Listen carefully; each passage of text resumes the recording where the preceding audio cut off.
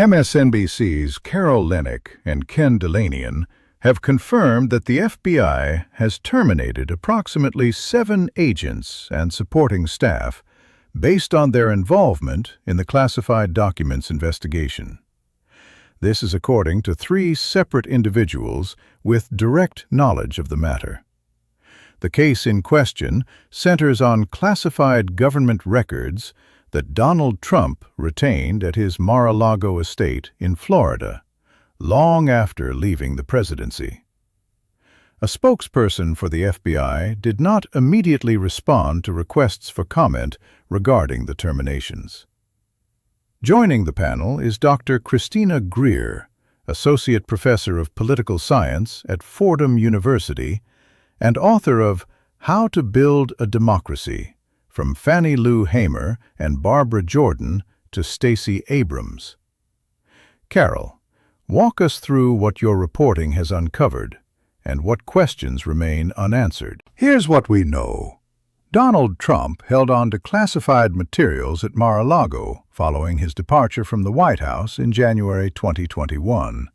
The agents who were let go, according to our sources, were directly involved in gathering investigative materials, specifically phone metadata belonging to Kash Patel, now serving as FBI Director, and Susie Wiles, now White House Chief of Staff.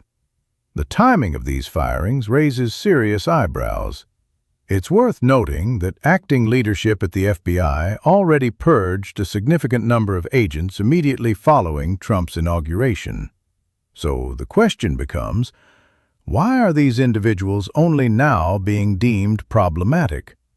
What specifically about the phone metadata connected to Patel and Wiles at that particular moment in time triggered this response? That's exactly the right question. Here's some important context. When the classified documents investigation officially launched in early 2022, one of the key threads investigators pulled involved a claim made by Kash Patel, reportedly around May 2022, that he had personally witnessed President Trump declassify a series of records while still in office. Investigators were working to determine whether that claim had any factual basis or was simply a talking point with no supporting evidence. As for Susie Wiles, at the time of the investigation, she was serving as chair of Trump's Political Action Committee as he contemplated a return to the presidency. A significant lead emerged, suggesting that Trump had been aboard a private aircraft with Wiles and had shown her a classified document, which, if true, would constitute a federal crime, as the individual viewing the material lacked the appropriate security clearance. Those are 2 of the potential reasons these agents were removed.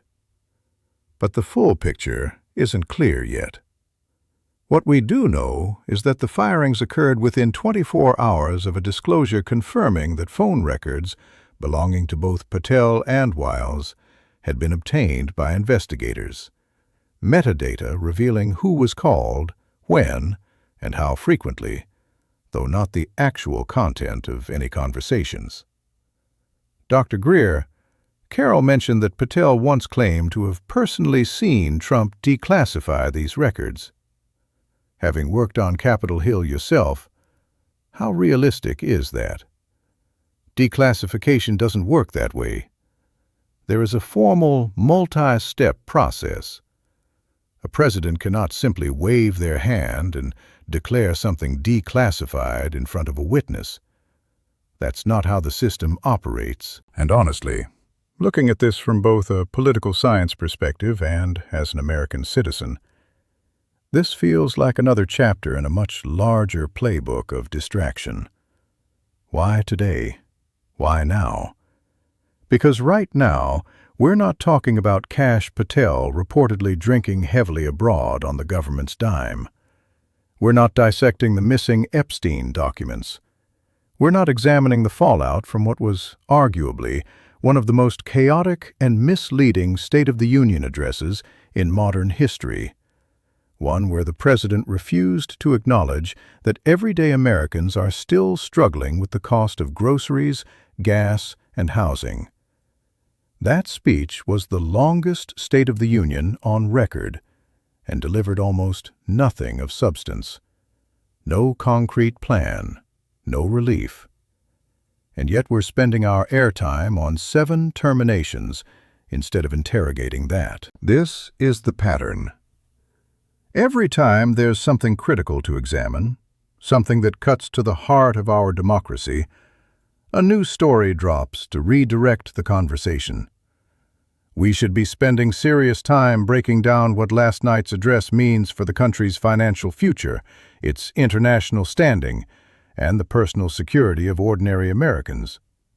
Instead, we're reacting to yet another personnel shakeup designed to keep us off balance. And let's be clear about what people actually want answers on. They want transparency on the Epstein files. They want a real accounting of the nation's financial direction. They want clarity on what this president did, not just during his first term, but during the 4 years he was out of office. They want honest answers about the baseless election integrity claims he repeated last night.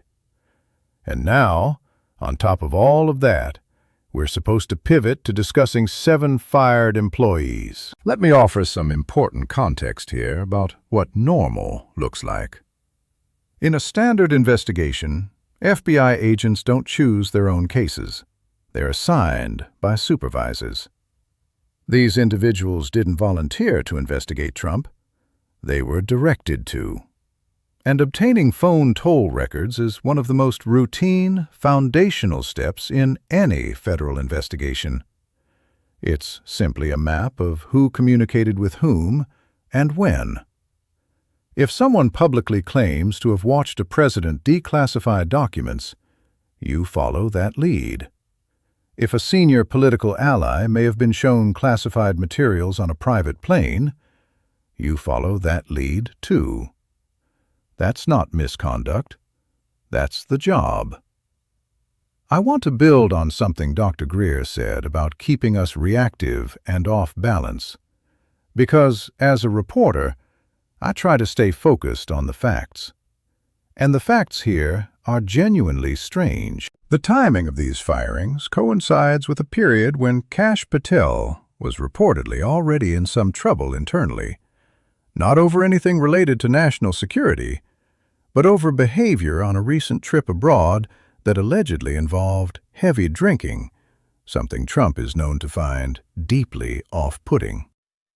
Word had apparently reached the administration that Patel's conduct had raised concerns, which makes the next part even more striking.